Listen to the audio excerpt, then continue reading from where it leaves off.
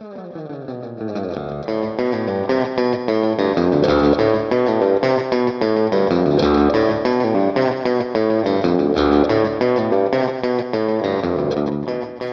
and welcome to Woman Inherits the Earth, a mother-daughter podcast about the representation of women in movies and television. I am Tessa Dare, a writer and the author of the paranormal mystery series The Karanzan Chronicles and Beth's Daughter. And I am Beth Von Baron, Tessa's mother and also a writer. In this podcast, we talk about movies and television that feature women as the leading characters or where the story focuses on women or women's issues. Our discussions will also touch on roles available to women, how men have dominated the film industry since its beginnings, and whether or not that is changing. Today we are discussing Past Lives. Past Lives was filmed or released. It was filmed in 2022, released in 2023 by Killer Films and 2AM Production. It's an hour and 45 minutes long, written and directed by Celine Song, Song, produced by David Hinojosa, I'm not pronouncing that one correctly, Christine Vachon, and Pamela Koffler. Director of photography is Xavier Kirchner, and I meant to look that name up to see if it was a man or a woman, but it didn't. Production designer is Grace Yoon, and it was edited by Keith Fraze. And the reason we go over these kinds of things is because we want to see how many women versus men are involved in the production. It seems pretty even in this particular film. The movie stars Greta Lee, Teo Yu, and John McGarrow. There aren't a lot of actors in this film. They're actually the mother and father are in it. You see them in the beginning, and then you don't really see them again except for she talks to her mother a couple times on the phone. Yeah, you hear her voice. Yeah, you hear her voice, but we don't really see the dad again. They're a group of friends in Korea. Yes. His friends. Haesung's friends. And I'm not sure we see anybody. Well, they're character actors, I guess, on her side of the story that other than the love interest, I'm not even sure we have names for. Yeah, there's a bit where she's at the artist retreat and you see that there are other people there, but I don't think they even get any audible dialogue. Mm-hmm. And then there's the two young actors who play Haesung and Nora as children. Yeah, and they are wonderful. I didn't get their names, but that would have been a good one to get because they're very good. I heard a little bit of trivia about the casting process for them. Apparently, when they did like a chemistry test for the two young actors, and while they were doing the chemistry test, the young boy was told to ask the young girl not to leave Korea, and the young girl got so distraught and cried and asked the director or somebody if she had to leave Korea or if she could stay. And the director was like, "You can stay. The character has to go." But yeah, that's pretty wild. So they clicked. Yeah, their chemistry clicked. That's great. Yeah, the movie is set in Korea and New York, and we should say South Korea. South Korea, yes. I think it's mostly Seoul. It's Seoul, yeah. Yeah, it's also, and it's 12 years apart and 24 years apart. So it's set when they're children, and then 12 years later, and then 12 years after that. So basically over a 24-year span. IMDb provides this summary. We're going to start using their summaries whenever possible because it's just a very succinct way to get into the story without having to sit here and talk to you about the summary for 25 minutes. So Nora and Haesung, am I pronouncing his name right? I think so, yeah, Haesung. Okay. Yeah. Okay, so Nora and Haesung, two deeply connected childhood friends, are wrested apart after Nora's family emigrates from South Korea. 20 years later, they are reunited for one fateful week as they confront notions of love and destiny. However, it is 24 years. And I think when she is, as a child, her name is not Nora.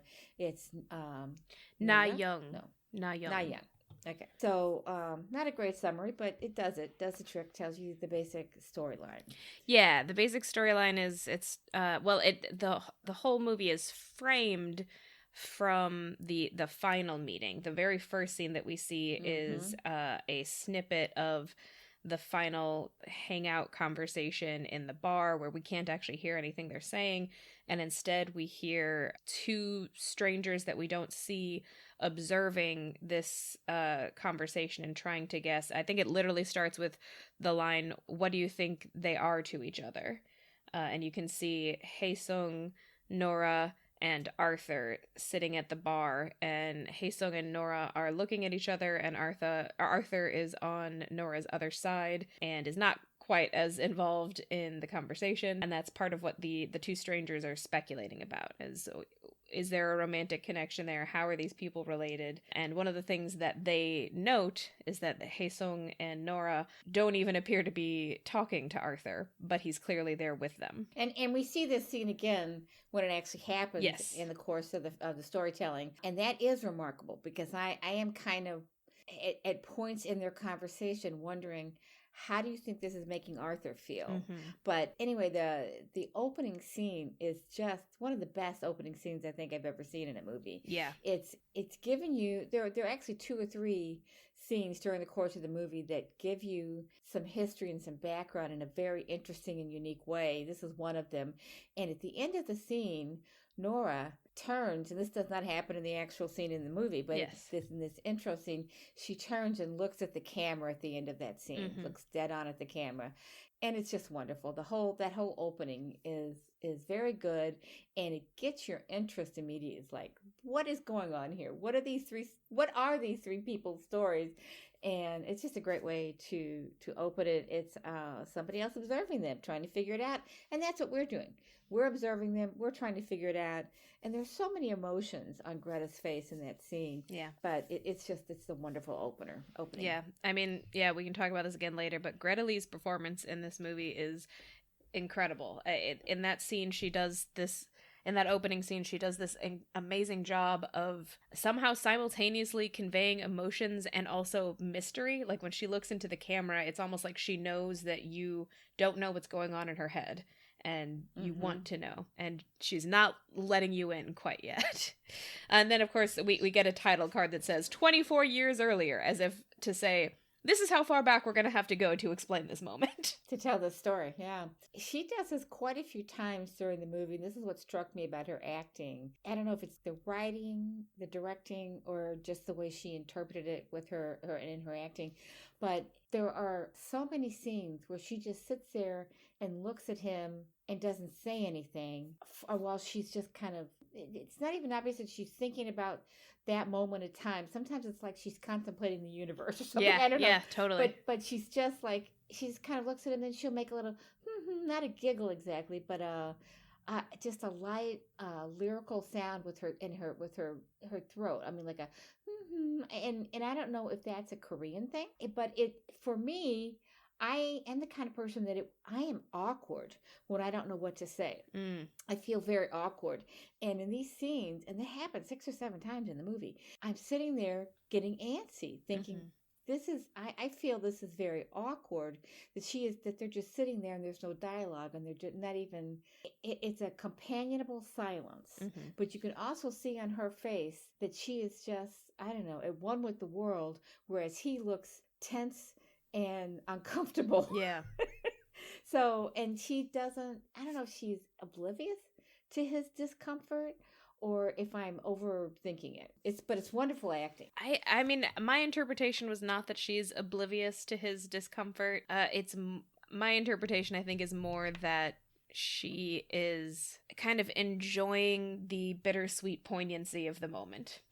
And they're all poignant moments. And she does seem to appreciate that and understand it when it's happening. She is definitely the person in this relationship who accepts every moment of it without, with like an otherworldly understanding, like is preternatural the right word? It's just that she's very mature for her age, and accepts everything that's happening. She's humble about it.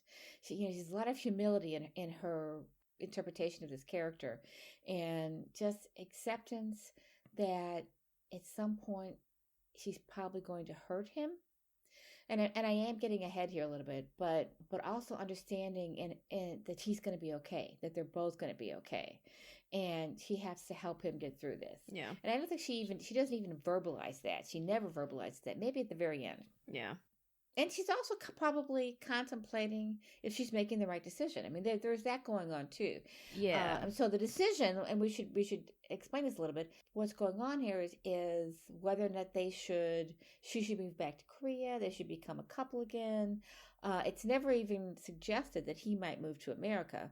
Well, she does ask him if he will at least come to America, but I do think He does do that, yeah. the difference is he doesn't speak English. The character, Yeah. he speaks like a tiny amount of English, but she is fluent in both English and Korean, and she has lived in Korea before, so it is definitely present throughout the whole movie that it would be really, really hard for him to move to America. He has a whole life in Korea. He has always envisioned his life as being in Korea. Also, he's an only child. They mentioned that. So he would be abandoning his parents. And I believe in Korea, that'd be a pretty big deal. I mean, as they mentioned, he still lives with his parents even when he's in his 30s, because that's kind of normal there until you get married. Not everyone does it. Plenty of people do move out of their parents' home, but it's unlike in America, where if you're living with your parents in your 30s, it's sort of looked down upon. It's not really looked down upon in the same way there. It's more seen as like a part of just what families do. She even describes him at one point that when she sees him as an adult, they touch base at the 12-year point, but they don't see each other in person. So she leaves when they're 10, 12 years old, somewhere in there. Her family goes to Canada, and then she eventually moves to New York. So when she finds him, or he finds her, I can't remember which one finds the other, but they connect on Facebook, and 12 years has gone by. And I believe she's still living in Toronto. No, I think at that point she's already moved to New York. So it's the second immigration for her. Yeah, although we need to point that out. When they start talking, I believe she's already moved to New York, but she is, towards the end of them talking, about to go to her artist residence in Montauk. Right. So later on, after they do meet in person as adults, and this is when the 24-year separation has happened, she says to her boyfriend, or I guess he's her husband at that point, he's so Korean. He's so Korean. Yeah. He still lives with his parents. He has Korean ideas about everything, the single child thing. She feels less Korean around him rather than more. She knows she's Korean, but she doesn't. Also, she feels like a Korean American. Yeah. Yeah, she feels less, also more. Yeah. But also somewhat more Korean. You're right. She feels Korean American. I put down just not Korean American, but I think she says that she feels both. Yeah. Yeah. Well, she's trying to express a complicated emotion. She says that being around him makes her feel less Korean, but also more, because he's Korean and she's Korean American, and most of her Korean friends are Korean American. But Korean is different. I also made a note, when she's 12 in the early part of the movie, her mom asks her why she likes Hae-sung, and she says he's manly. And then when she's an adult, she describes him as he's very masculine, but in a Korean way.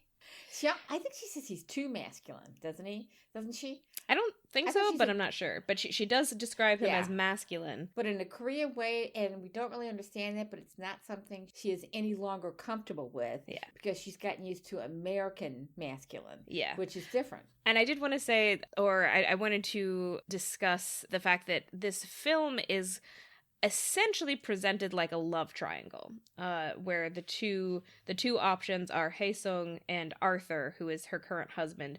Ultimately, I do think that the film you never really think that she's going to leave her husband for him. No, like never. It's not really, that's not the tension here. The tension is more kind of just that, this is a person from her past that she'll never really get to have the kind of relationship that either of them wanted. They wanted it as children. Yes. And they are both still drawn to that desire. But yeah, I wanted to talk a little bit about love triangles. My partner and I were talking about this recently. My partner hates love triangles. I don't. And I was trying to explain to him the thing about a love triangle, when it's done well, is that it's not just about the choice between the two romantic partners. Each of the romantic partners represents a different part of the person making the choice. So in this instance, she's essentially presented with, that's why she keeps identifying him so much with Korea. She's presented with a choice between the person that she was when she was in Korea as a child and the person that she is now and the future that she has chosen. And ultimately, it's not really about the choice between the two because she's already chosen. She chose to essentially move to America. Originally, her family moved to Canada, but then she moved to New York. And a lot of the dialogue is kind of, especially the dialogue between her and Hae Sung when they meet again, is about how she has, adapted to her life in America. There's actually something that I wanted to touch on. I've watched a number of Korean television shows on Netflix. And one of the things that always strikes me about these shows, and the movie talks about it a little bit, is how masculinity is kind of different in Korea than it is in America. This is entirely my impression from TV shows. I've not been to Korea. I am not Korean. It's possible that they have a totally different take on this, but when I watch a Korean TV show, there is always a scene where men openly cry together in front of each other.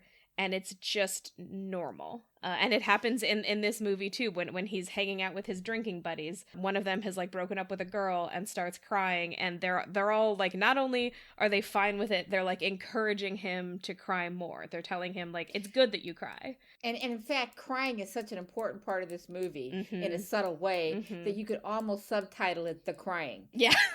It's a major theme here. Yeah. And yet it's very subtle. Yeah. And I would, backing up just a second about the whole Korean thing, though, you did go to high school with South Korean students who... I did. And so I think you have a better handle on Korean culture than most of us would. So I think you do bring some authority to this. I mean, I wouldn't say that I bring the authority that an actual Korean person does. I think I'm probably a little bit more familiar with Korean culture than your average American. I had a lot of Korean classmates growing up. Our school had a contingent of kids who were literally from South Korea, and my school was a boarding school, and they came and they boarded there. So I knew about the mandatory military service, for instance. All men in South Korea have to do, I think, 2 years of mandatory military service. The crying thing, so for me, it's always striking to see men cry openly and to have no one react as if they have impugned their own masculinity in some way. It's just a normal part of expression, and crying is not gendered the way that it often is in America, where, we have kind of an anti-crying culture in America to a certain extent. With women too. I mean, women aren't supposed to cry either. So. And what I was going to say is, for me, the masculine side of it is much more striking, but it's not just about the gendered side of it, because, these shows also have women being a lot more openly effusive with their emotions than we tend to allow in America. And Nora talks about that. She talks about how she used to be a crybaby when she was little. He accuses her of that when there's a scene where for some reason, the very first scene with them together, they're coming up the hill. Yes. And talking about how he finally did better than she did on a test or a paper or some assignment. Yeah. And she cried. She's not crying at that moment, so we don't get to see it. But either she says she's a crybaby or he does. Yeah. But then years later, at the very end of the movie, she says, "I used to cry a lot, but then I realized nobody cared." Nobody cares, yeah. So she's become an American. Yeah. And she does not cry anymore. That's one of the ways we know she's made that transition. Although, I don't know, maybe this is jumping the gun, but one of the last things that happens in the movie is she finally cries. She does finally cry. I don't think it's jumping the gun. This is a movie that jumps around in time. Yeah, true. So we're going to be jumping around in time with it. Reader or listener, beware. Yeah. But it's a movie about growing up and the differences. So when she immigrates and then immigrates again, she's growing up and growing into a new person, being somebody different.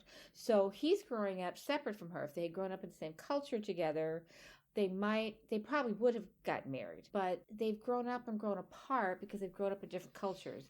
And we see him realizing that this is not going to happen for them. He wants things, when you say he still lives with his parents.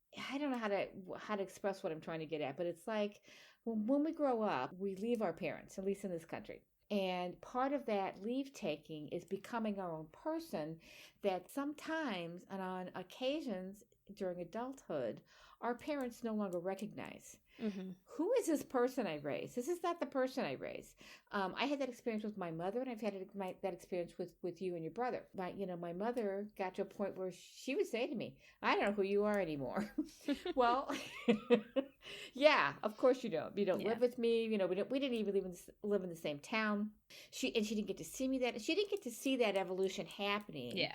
Day after day after day. Once I was 20 and left her home. And that's true of you and me as well. You moved to Seattle when you were 23, 24, and we have not lived in the same city since then. So you have gone through the very normal kinds of adult development and adult changes that someone goes from their mid-20s to their mid-30s without me being there every day to witness it. Now, we still talk pretty often, so I get to see, you usually tell me stuff, Yeah. but I'm not there every day like I was when we lived in the same house. Mm-hmm. And even with my son, who does live in the city, I only see him maybe once a week, every other week. So it's not like I'm seeing him every day. And those changes are micro changes, and they continue in adulthood. They didn't never stop. I mean, I'm not the same person at 65 that I was at 25. So they never stop. And that's kind of what's going on here, is that she has grown into this person, and he didn't get to see those micro changes happen during the 24 years. Yeah.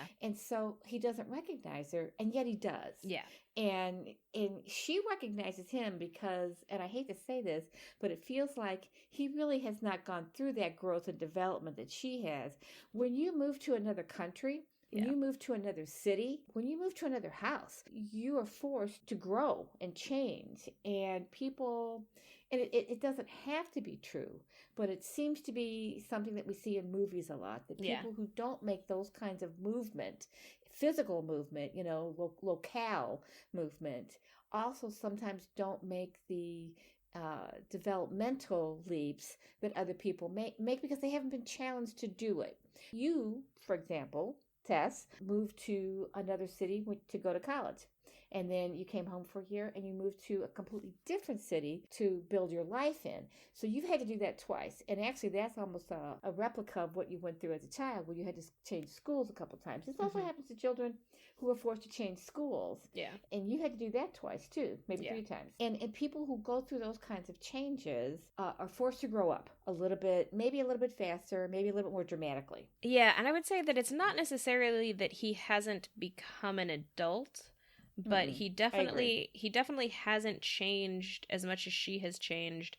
And I think that is not just a literal thing, but also kind of a figurative thing, because, as we know, America is a very individualistic culture, and there's kind of this idea that you really need to strike out on your own, differentiate yourself from your parents, kind of make your own way in the world. Rugged individualism. Yes. Well, the individualistic thing about America, too, is also something we understand, but it's also something we have come to sort of lament, because it's created a situation for us, especially in today's, culture, day COVID, and time, where, especially it became very obvious during COVID that it takes generations in families to raise children, to do it well. And when you separate, when you move away, when you move across the country, even when you move across the city, sometimes that puts parents at a real disadvantage in trying to both build their careers and raise healthy children. It's something that we lament. We don't know how to fix it. We don't know if we want to fix it. We don't know if we want to change it. Is it good for us? Is it bad for us? America's not a very old country. We've only been at this for a couple hundred years. Korea is a much older country. Their systems are in place because they work for them. And we've within this individualistic approach to our culture, we are also constantly changing. So I wonder, because we have to adapt and change we create problems, we have to fix them. We seem to be stalemated right now at a point where we have held these problems that we can't seem to overcome. But in the past, we have managed to break free of those kind of stalemates and create a better future. The civil rights movement is the best example of that, one of the best examples of that.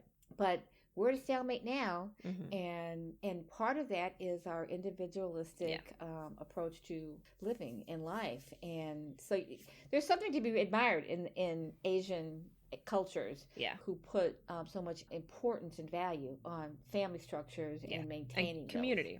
community. Yeah. It's kind of the, the collectivist versus individualist argument. And I do think that America is at kind of crossroads. Yeah, kind of a crossroads where I think a lot of people have come to realize that the level of individualism that we enforce, that the fact That's a good word.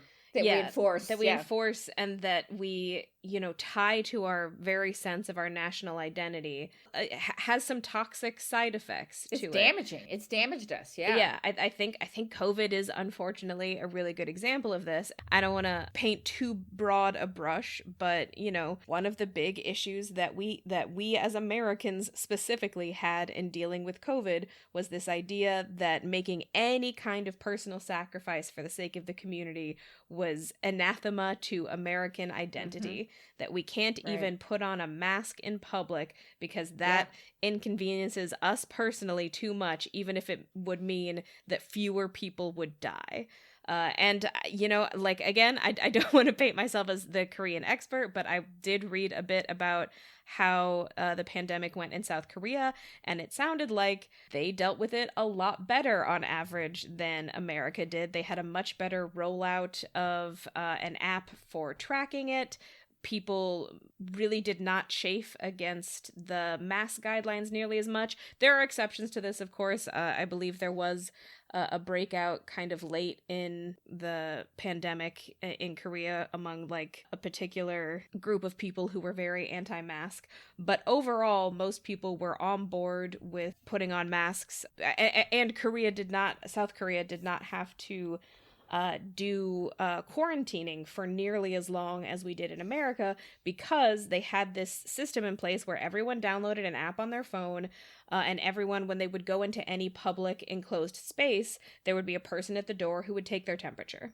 And people just submitted to this. And because of that, because everyone had that sort of collectivist idea that this is good for the whole community and it's just temporary, they didn't have to shelter in their homes for nearly as long because they had these other precautions in place that people went along with. And as soon as you start talking about an app that tracks anything about you in America, half the people you're talking to are going to freak out about privacy, even though we've already sold all of our information to 10 different companies. Yeah, so I think there was a brief moment. I would say 2 to 3 months. It was a positive, community-focused response to something terrible that was happening to us. People were concerned about families having to educate their children, but also work and earn a living. People being out of work, restaurants closing. Everybody cared about each other. And it went away as quickly as it happened. We went just the opposite direction. Part of this also is because we are a multi-ethnic country. People always talk about, oh, wouldn't it be nice if we lived in Denmark because they have the highest degree of happiness there. Well, really, there isn't a single non-white person in Denmark.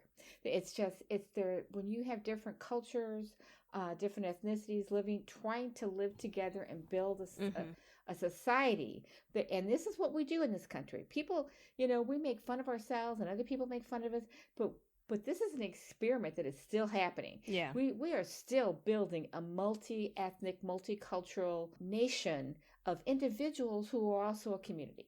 And that's not an easy thing to do. And it's a wonderful thing to witness. It's also difficult. It's not easy. But that is part of why these two characters, I think, are so different. They've literally grown up in in communities that are so vastly different in how they approach individuality and privacy and community and all those kinds of things. So and the film makes a point of kind of gently and non-judgmentally, but still presently associating Nora's desire to live in America with her ambition. The movie isn't really about her, it's not really about the rat race, but even as a child, when we first hear her actually talk about moving to America, she says that she wants to go. She doesn't really claim that her parents are making her go. She says that she wants to go, even though, the reality is obviously it's because her parents are going, but she says she wants to go, and the reason is because Koreans don't win the Nobel Prize for Literature. She always knew that this was going to work for her. Yeah. We don't see, doesn't she have a sister? She does have a younger sister, yeah. We don't see the sister at all in this story after those first two scenes. Yeah. But Nora herself embraces this change. She embraces immigration.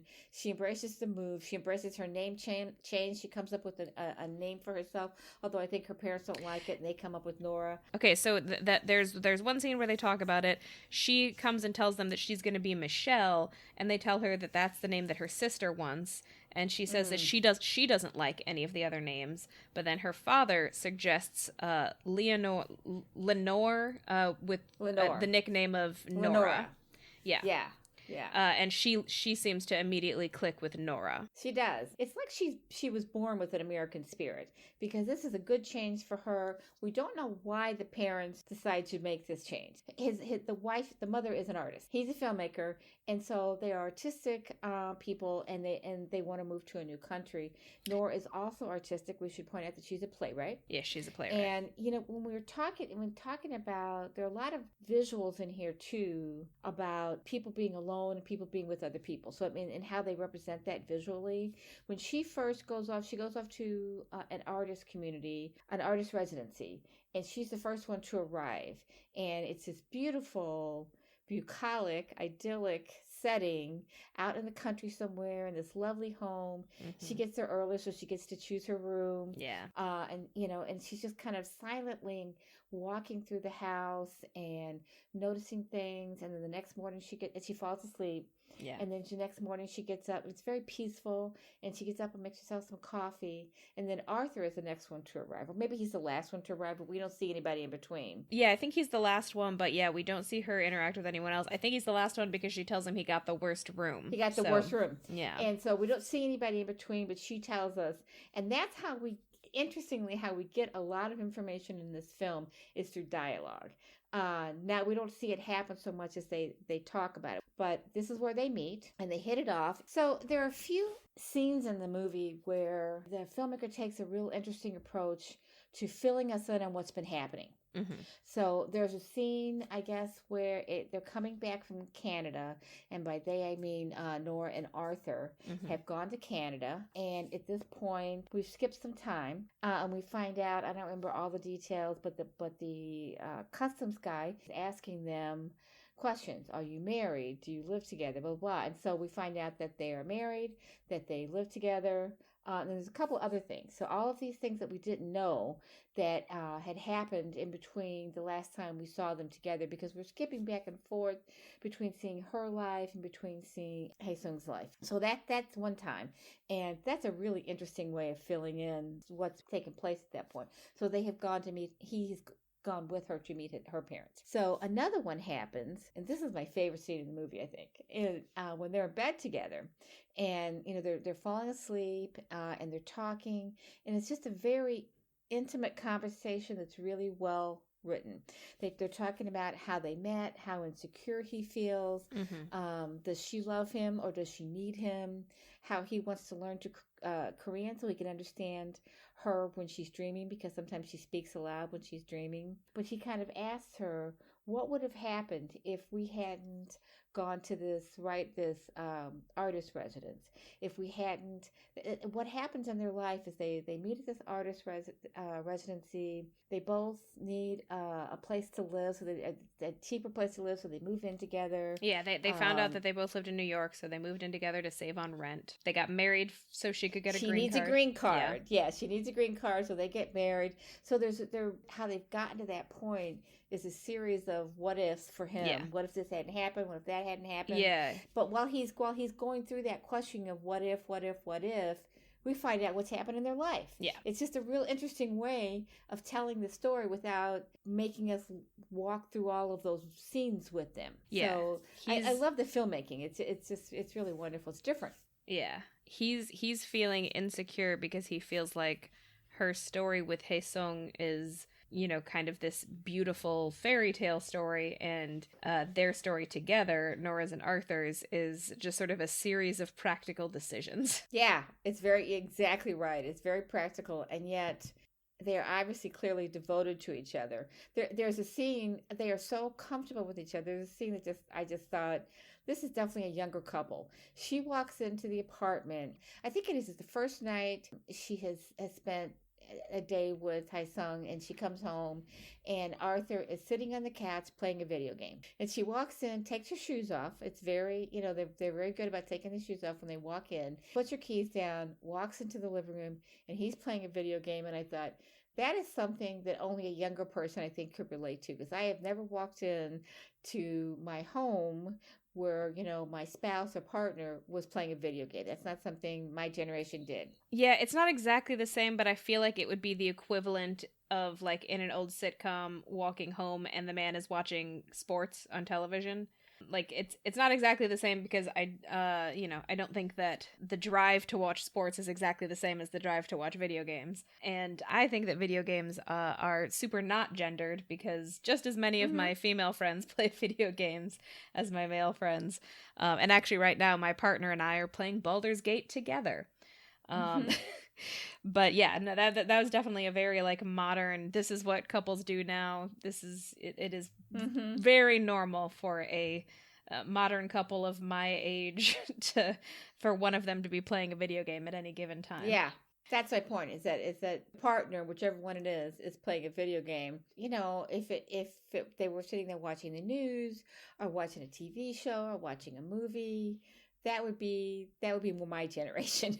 So I thought that was real interesting that she walks in on him, and even though she's not American, I mean, she wasn't raised in America, it's still a very American scene, and it may be something that happens in Korea too, but they don't present it that way. We don't see Hae-sung playing video games with his buddies. The only time we see them together, in fact, is in a bar or a restaurant, I guess. Yeah. I mean, there definitely are a lot of video game players in Korea, and I know that because there's, like, a popular video game, I believe it's StarCraft, where a number of the players, there's, like, a big contingent of professional players who, like, compete, and the best ones are the South Korean ones.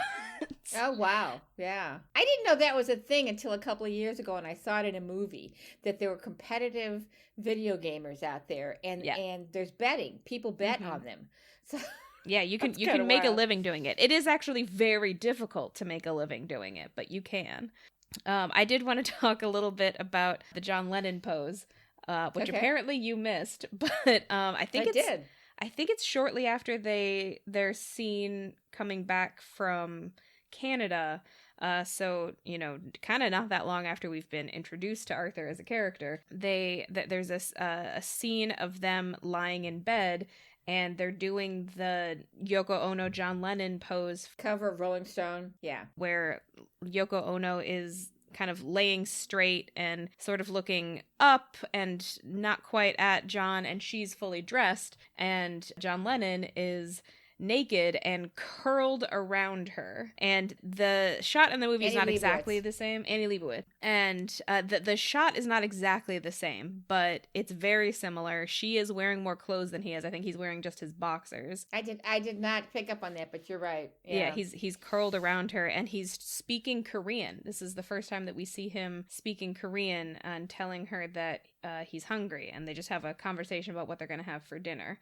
But I feel like that was an intentional homage, because it's so similar to that photograph. And, they are also, it's not, Yoko Ono is Japanese. And by the way, just turned 91 a couple of days ago. We don't see her in public a lot anymore. But that photograph has always haunted me. I think it was on the cover of Rolling Stone just a week or two before he was killed. So it wasn't very long. And it's a haunting photograph. I'm surprised I didn't pick up on it.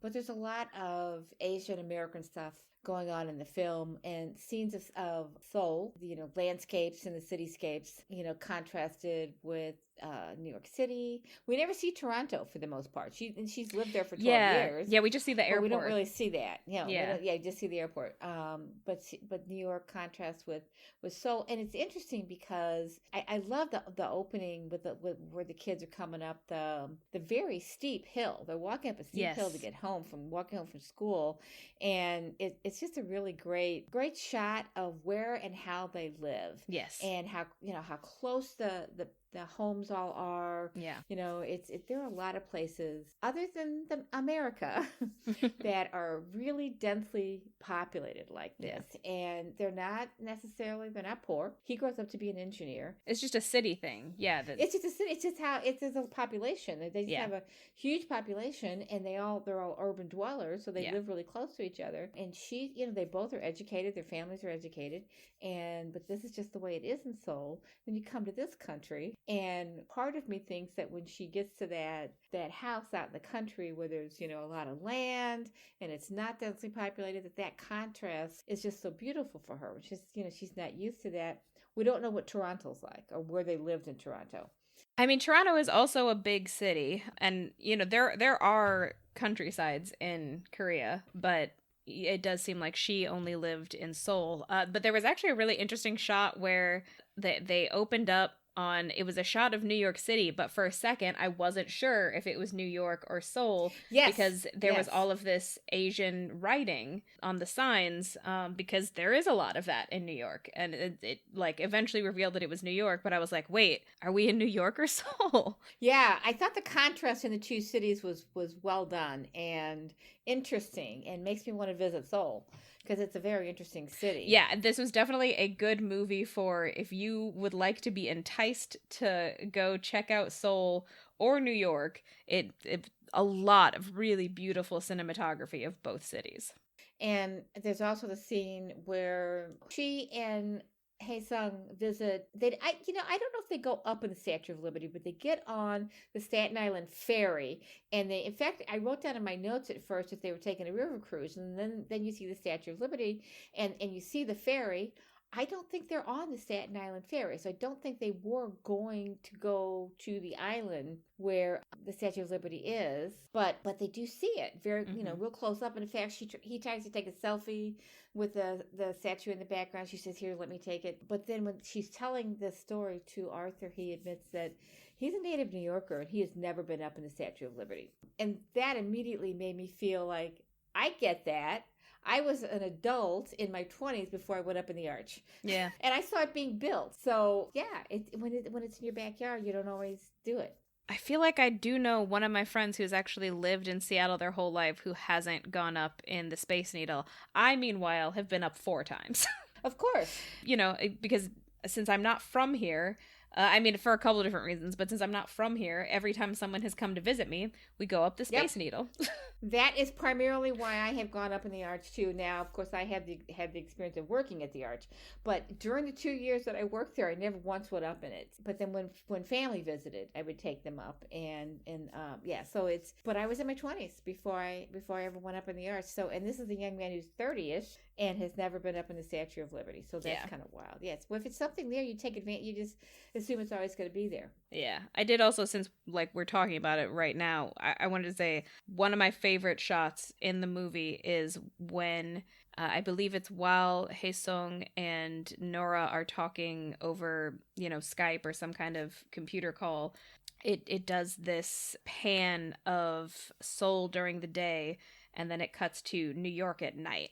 And it's just this really beautiful transition where it just kind of highlights both the differences and the similarities. They're both really big, jam-packed cities, but there is almost sort of an extra bucolic factor to the Seoul image. And then when it cuts to New York, because it's at night, it's all of the lights that are lit up at night. And, if you look at it, some of the lights are moving, and, it's this very almost futuristic technological look. It's just a really beautiful shot. And I think they're talking over it while you're seeing these shots. They're still talking. Yeah. And it reminds you that New York is also densely populated. Yes. It's designed slightly differently, so it's not as obvious, and it doesn't have all those hills.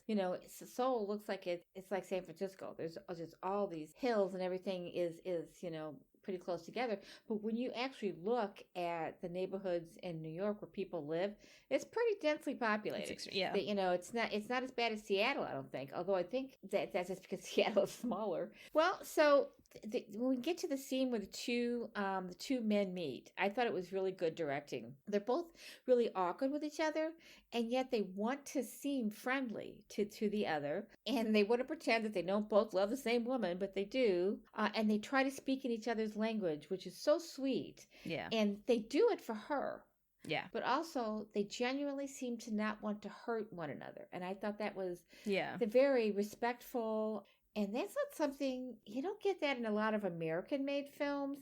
It's much more competitive when you have two men who have an interest in the same woman. And this is just the opposite of what you see in American-made films. Are you looking up to see if she's Korean? Yeah, so she was born in South Korea. She's my age. I mean, I can't cite this, but I feel like I read somewhere that this film does kind of echo her life a little bit, at least in the, living in Korea and living in America. And also her name is interestingly similar to the main character's name. Her name is Celine Song. Nora's name is Nora Moon. These are both normal Korean names that have a very particular meaning in English that's, incidental. Nora is a great name. Yeah, it's a fantastic name. Some of my favorite, Norzil Hurston, Nora Ephron.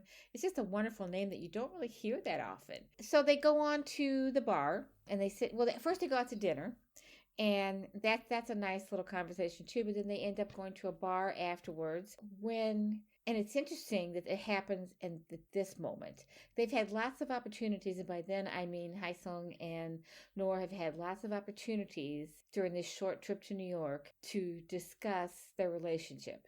And they don't do it, and they don't do it, and then they all of a sudden choose to do it at the bar with her husband sitting right next to him. Of course, he can't understand what they're saying because they're speaking in Korean. But that's just fascinating to me. And it's probably because, and the other thing is to back up just a second and say, when they pick him up, he's bringing his suitcase with him.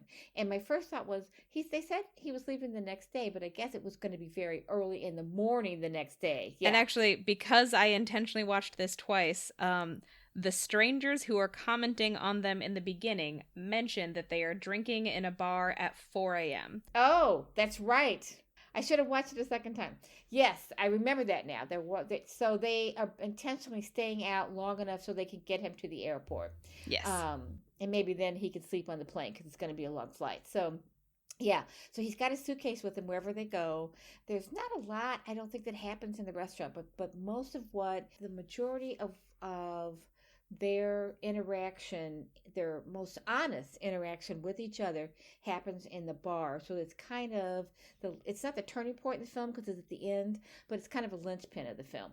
So where they really talk about how they understand, I think he would still love to see her come back to Korea and be his wife, but he also understands that is not possible for her. The very fact that she could leave Korea means that she is no longer as Korean as he is. And they talk about that. Do you want to?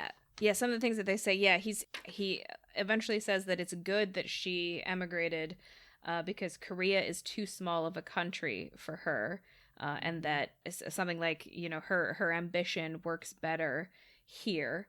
But he also says, I didn't write down exactly how he put it, but he says something like, you were a person who was always going to leave, and that is part of who you are, and I loved who you were. So it's like he does love her, but it's kind of in this inherently, it's like the thing that he loves about her is also the reason why they can't be together.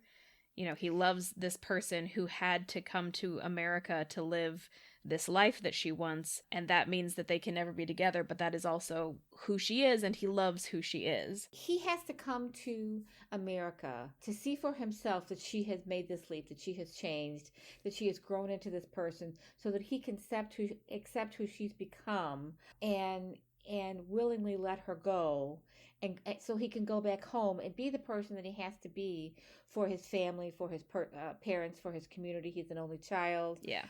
He has to take care of them, presumably, as they grow older. And he's got a life there, but for that life to proceed in the way that he wants it to and needs it to, and his family needs it to, he really has to see for himself that she is not the kind of person who can come back and live in Korea. And so that brings us to the end of the film, film, and it's both beautiful and heartbreakingly sad. There's a lot of the melancholy is a continuing tone throughout the movie, and yet they're also it's not a bad melancholy, and I'm not even sure I can explain how that is. It's a kind of melancholy that people accept when they realize that to grow and to become who they are, they have to let go. In fact, who is it that says this at the beginning? If you leave something behind, her mother says this. If you leave something behind, you gain something too. But you have to kind of reverse that and say in order to become who you are, to gain who you are, you sometimes have to leave past lives behind. Yes. And that's what she has chosen to do. She has chosen to leave this past life behind, even though he was fundamental to her early years. He was a good friend. They supported each other. They had a strong connection, and they can still have that connection. I don't think either one of them thinks they're going to lose that. I see them communicating in the future, via Facebook or whatever, maybe, or maybe not. Maybe they have to completely, for him, maybe he has to completely cut off all communication. We don't really know what's going to happen. So, but I do think that to let go of that, he has to let go of their past life. I don't think she does. I think she could still have a relationship with him. Maybe after he gets married and has children and moves on, who knows? But he can't do that while he still has this idea in the back of his head that he's going to build a life with her. Yeah, well, he's still sort of holding on to the dream of her. The thing that she says to him is that the girl that he loved was real, but she's not her anymore. She says, 20 years ago, I left her behind with you. Yeah. And that plays out on the carousel scene really well visually. It's a beautiful visual. They're discussing who they were, who they are, what they wanted as babies, what they want now. It's just visually perfect. She is relaxed and comfortable in her skin. They're sitting on a step in front of the carousel as it's going around. And it's going around and around, and they're sitting there, and he's sitting stiffly, but the carousel is always in motion. And she's very relaxed. She's kind of leaning. Her blouse is somewhat open. It's just a great visual, and it describes visually pretty perfectly where they are and who they are, how different they are. Yeah. And then they also, in that bar conversation, and earlier, so one thing that we didn't talk about is when she first meets Arthur at the artist residency, she has a conversation with him where she explains the Korean concept of inyon. Well, have we not talked about this yet? It's a really important part of the movie. It's a very important part of the movie. It's kind of the underlying theme, or one of the underlying themes, this idea of inyon, which is essentially fate, but it's fate specifically, kind of a Buddhist idea of fate that is based on the concept of reincarnation and having past lives.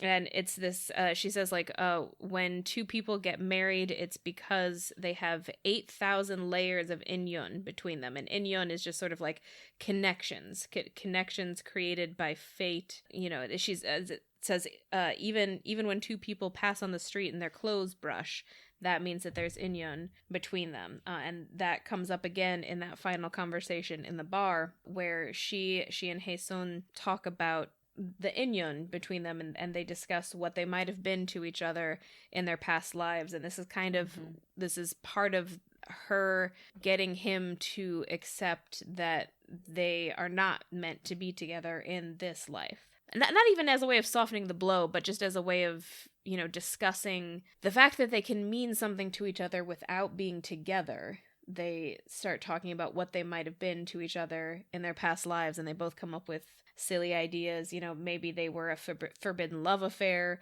or maybe they were a forced political marriage and they hated each other. And she ends it with, or maybe we were just a bird and the branch it sat on one day. And then the final thing that he says to her in the film when they're departing, when she walks him to his Uber and he's about to leave, is he asks her, what if this is also a past life and we're already something to each other in our next one? And there's a scene where she has a similar conversation with her husband. I can't remember what they say now, but she tries to explain to him what inyon is and explain to him how they were fated to be together too. And she has a different explanation for him. And I don't remember how that goes.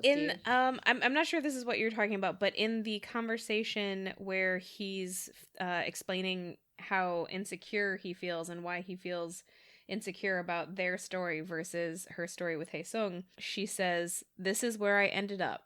This is where I'm supposed to be." And I think that's kind of her way of saying, like, yes, you can put the decisions of our lives in this framework where they look, very practical and not very romantic, but ultimately where you are is where you're fated to be. Exactly. That's exactly right. Yeah, so I do think the ending is perfect. And there are two things about it that I like. One is after she puts him in the Uber and he drives away, she very slowly walks back to their apartment.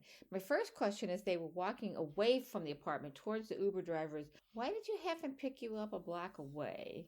But okay. I mean, I think probably, honestly, probably they just wanted the long shot of them walking Yeah. quietly. But practicality speaking, sometimes when you get an Uber or a Lyft, it does make you go to like a specific spot. Some I don't know Okay. why, but sometimes you do have to like move to go get your Uber. It's a wonderful visual when she's walking back. She puts him in the Uber. She very slowly starts walking back to her apartment. But the striking thing about it from a cinematography perspective is that she is walking past all these windows with reflections in them. And I watched this twice. I rewound it and watched it again. You never see this, the photographer. You never see the cinematographer, the camera. You never see it. And yet it is a straight on shot. They are tracking her all the way down the street. There's reflection behind her almost the entire time. So I was consumed by that and had to rewatch it again. But the first time I watched it, it was just so beautiful. Yeah. It was just so beautifully done and respectful of the characters, respectful of this loss and yet this gain that she is experiencing. Because that's what it is. There's loss. You have to give up stuff to get other stuff, and that's a constant in life. You give up something to gain something else, and this is what she's contemplating. I feel as she's walking along this empty New York street at 4 a.m. And then she gets to the stoop where her husband is sitting, and he's sitting there waiting for her. Yep. Oh, and he's smoking too, which is interesting because he's sitting there on the stoop smoking, and it's the first time I've seen him do that. And we actually see Hae-sung smoke twice in the movie, but never in front of her. But at that point, she starts crying. And she says it's the first time, it's a throwback to when she was a crybaby. And she says, I used to cry a lot, but then I realized nobody cared. Yeah. And she sits there and cries. Yeah. And because it's a letting go. She has to let go because she does harbor feelings for him. Whether or not they were ever romantic or if they were just comfortable. I don't think that's a question we can answer. And again, I think it's not just about him. Like, it is about him, but it's also about Korea and her childhood. Yeah. That's a good point. Yeah. Like, this is, and I think that also relates to the thing that her husband says, again, in the conversation where he's talking about his insecurity. He says, "You dream in a language I don't understand." It's like there's a whole... great. Yeah, it's like there's a whole place inside of you where I can't go. And, I mean, that is true of every relationship. That is just a part of being human. But in this case, it's also a bit more literal because in a way, he can never go to the Korea of her youth. He can never go to Korea and know what it was like to grow up there. He can visit, but it's never gonna be the same for him as it is gonna be for her, because to her, she's not a tourist. She grew up there. But that's also true of every relationship. Yes, yes. When you don't know what the person you marry, what they went through as a child. You know what they tell you, but you can't experience it. So it's just that theirs was across international boundaries. So yeah. And in this film, it's kind of represented literally with Hae-sung. She will always have a relationship with him that her husband will be on the outside of to some extent. Yeah. And that doesn't invalidate their relationship, and it doesn't mean she's going to leave her husband for Hae-sung. It's just that is a part of her, and it's a part of her that ultimately is in the past, and she can't, it's always going to have this emotional resonance for her, but it's not a part of her everyday life anymore. Yeah. It's her history. Yes. It's her personal history. And I got a feeling that she's going to use it in a play. Probably. There was one shot that I wanted to talk about that I didn't notice until my second time through. It's another time, and this relates to what we're talking about. It's another time when she's talking to Hae-sung on the video chat when he's in the what is it called? It's not a funicular. The car, the cable car. He's in a cable car in Korea. And he shows her the visual that he's looking at. And it's while she's looking at that image, which is an image of Korea, that she says, "I miss you." Like, she is talking to him, but she's also talking to Korea. Missing Korea, yeah. Yeah. And missing her youth. You know, there's a lot when we talk about our past lives too. There's so many ways to look at that title. You know, maybe it's reincarnation. Maybe it's just that as we grow older, we become different people. You know, we're not the same person at 65 that I'm not that I was at 45 or 25 or 5. And it almost feels like when you look back at your life, and the older you get, the more you experience this. When you look back at your life and you see all these different, you know, kind of, I don't know, divided into sections, that it feels like a life into itself. Well, that was one life. Childhood was one life. High school was one life. College and the young adult years were one life. Having young children was one life. And so sometimes we look back at those past lives and miss them. I often think that, you know, when I think about my children and how you were as young children, I would never want to go back there because you're grown up, you know, and blah, blah, blah. But I miss that part of our life where we all lived together and in the same house and you were young children, those experiences. That's a once in a lifetime kind of experience, having children.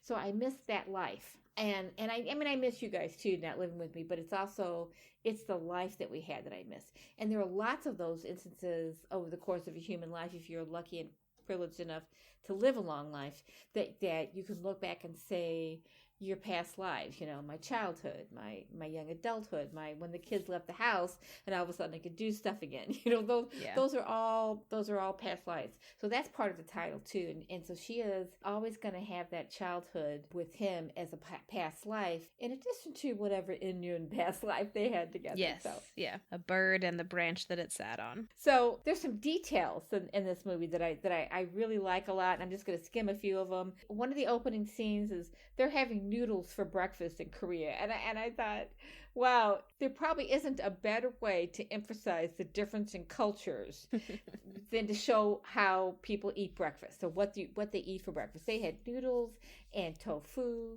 and there were a couple of other things, nothing that looked at all American.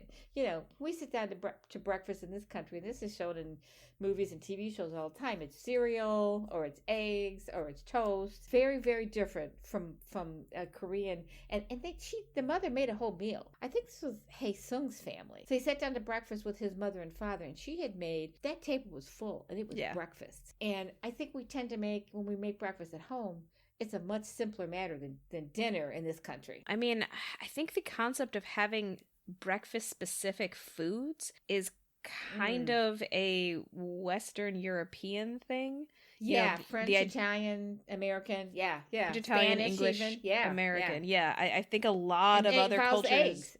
It involves eggs a lot of times. Yeah, the idea that eggs are like a breakfast food, a breakfast-specific food. Whereas Asian cuisine a lot of times mixes eggs with noodles. Mm-hmm. Yeah, eggs are an anytime kind of thing. Yeah, so anytime kind of thing. Our concept of breakfast foods is a little bit arbitrary and specific to us. It is. It's very different. So that's one thing. And another thing that I just loved is she's rushing into her apartment, and after she's moved to New York, and she runs in and slams the door, and it's a very quick scene, and you can see that she has written on the wall, not a note, but written in some kind of ink or something on the wall, a note to herself that says keys, phone, wallet. and it's to say, grab those 3 things before you leave. And wow, how brilliant is that? I need to do that. put notes by the doors. She also might be, just because a lot of apartments in big cities will do this, she might be in an apartment where the door locks automatically. Mm-hmm. That's a good point. Yeah. For safety and security. Mm-hmm. That's actually a really good point. In the scene in her apartment, which is set in about 2011, 2012, when she contacts him, she's using a MacBook Air. I have a MacBook Air, and I'm looking at it and thinking, well, that looks just like mine. But then I look closer, and all the icons at the bottom are much bigger, so it's definitely an older version. And these are the things that I noticed and I think they went to a lot of trouble to make these. It's hard when you set something, even especially 10 years ago. It might be easier to set it 50 years ago because people aren't going to notice stuff. But when it's set 10 years ago, you have to be really careful.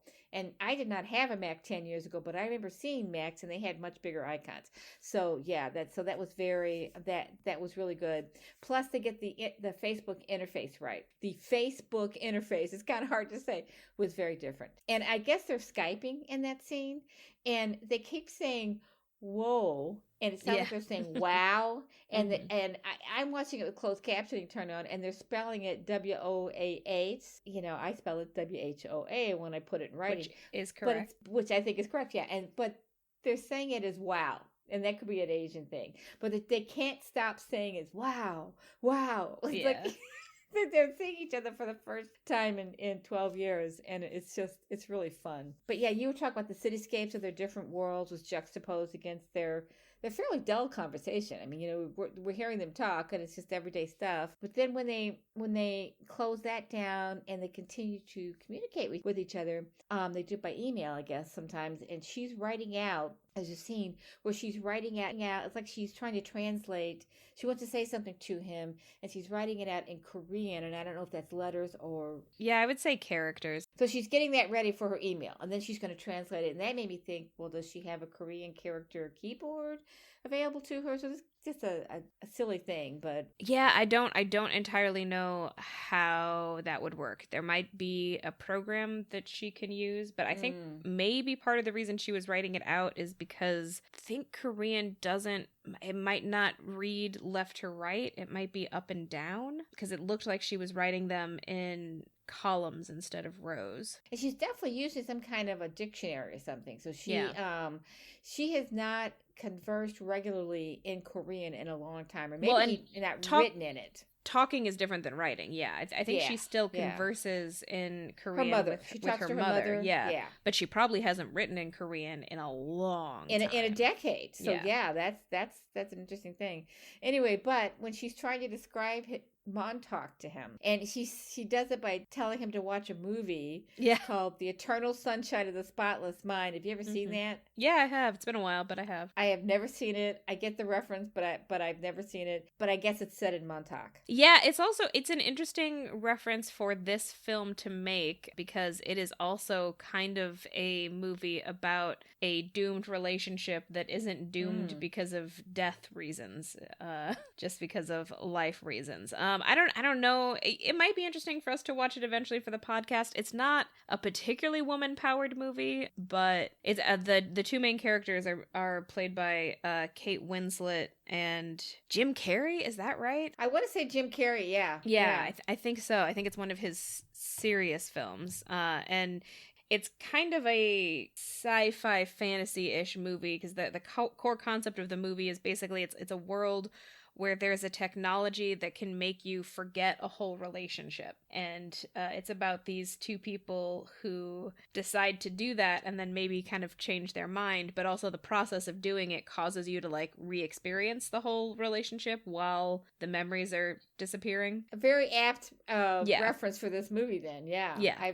That's great. I'm glad you described that. Yeah, it's a very interesting reference for this movie to make. Well, and there's another scene. I did a lot of these details that I'm bringing up are visual, but when he's visiting her in New York, he's standing in front of a sculpture in a park waiting for her. And that is a direct throwback to the very earliest scenes of the movie where they're playing in a park that has sculptures in it and they're playing on the sculptures. So I thought that was pretty cool. And I think that is it for me on the details. I had a couple of quotes that I liked. Well, she's telling Hae Sung that she and Arthur had fought a lot, and that they do still sometimes fight. And she says it's like, and he doesn't understand that. So I wonder if there's maybe not as much fighting in Korean marriages as there are in American marriages, but there's a lot of fighting in American marriages. Well, also he hasn't been married yet, and that's true too. But he doesn't understand it, and she explains it to him by saying it's like planting two trees in one pot. Our roots need to find their place. And I thought that was a really apt description of the early years of a marriage. And I will tell you that your father and I, in the first few years that we lived together, we fought a lot. And it does take some time for young people. Now, I don't know how it would be as an older person getting married, but for younger people, you're still finding yourself. I mean, you're still figuring out who you are, and all of a sudden you're in this marriage, and you have to figure out the marriage too. So that's why I always tell people, don't get married too young. But that's what you're doing. You've planted two trees in one pot, and you got to figure out how to find space for both of you in that pot, and that's never easy. And Nora says to Hae-sung, getting married is hard for idealistic people like you, and that's a great description of one of his differences from her. I have one detail that I haven't talked about yet, and it feels a little bit silly to end on such a silly one, but the book that her husband wrote is called Boner. I'm glad you ended on that. I'd forgotten it. They don't tell us anything about this book, what it's about. They don't talk about it. And that's all we see, and it's like, okay, just see the cover. What the fuck? Well, what is it about? It's like, who knows?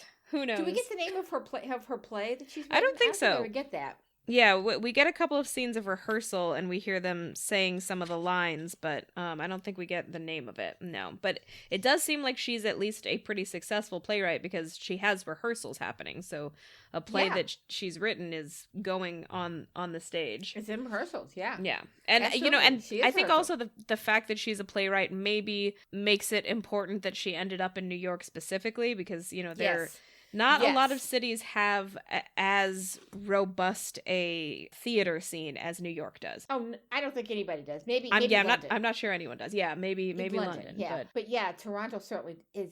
She could have stayed there if she was going to be a novelist or anything else. But if you're going to be a playwright, so specific. Yeah, you've got to go to New York or London. So yeah. Absolutely. Yeah. So yeah, I think that's it for me on the details. So it is time to discuss our hot takes on this movie, of which I don't have many. All I can say is I definitely think that Celine Song should have been nominated for Best Director this year. She wasn't, and that is a crime. That is a crime, and the Academy should go to jail. That is my hot take. Well, and it's funny, because I think you're right about that this, in terms of direction, it's actually almost better than Barbie is, and that's saying a lot, because Barbie is a fantastically directed film. My hot take, let's see if I have anything here. I think there's a lot in here about the fate of how people meet. I like that, because meeting people is fatalistic sometimes. It just happens, and you could be walking, you could stoop over and pick up a nickel and miss meeting somebody. I mean, fate is peculiar, and we don't really understand it, and that's probably okay. But I think it's a lot about how people meet. The husband asks, what if you had met somebody else at the residency, another writer, someone who'd read the same books, watched the same movies, blah, blah, blah. And she says that that's not how life works. But then she says, this is where I'm supposed to be, and you mentioned that earlier. That's the in-union part. And I like that. I like how the director, in her directing and writing, weaves in concepts of fate and in-union throughout the story, and it's just really, it's lovely. But in that respect, I also think it's a coming of age film. So both main characters come to an understanding of how they grew up, and that they were never really going to end up together because of their different personalities. I mean, unless she had stayed in Korea, but that was never going to happen. By moving to the United States, she becomes an American, or at least a Korean American, which creates a division between them that was probably always there. So that, dear listeners, is all for today. Yes, I'm Tess Adair. You can find me at my website, tessadair.com, where you can sign up for my email list, or you can follow me on Instagram at author.tess.adair, or on TikTok or Threads at author.tess.adair. And if you would like to follow us on Patreon, that is patreon.com/whereyoulead. And I am Beth Von Baron. You can follow me on Instagram at STL_writer_Beth. Or you can sign up for my weekly Substack email, Saturday Morning Musings, at stlwriterbeth.substack.com. This has been Woman Inherits the Earth, a discussion podcast about women and movies from the perspective of a mother and daughter. Thank you for listening. We hope you enjoyed it, and we'll tune in for our next episode in 2 weeks.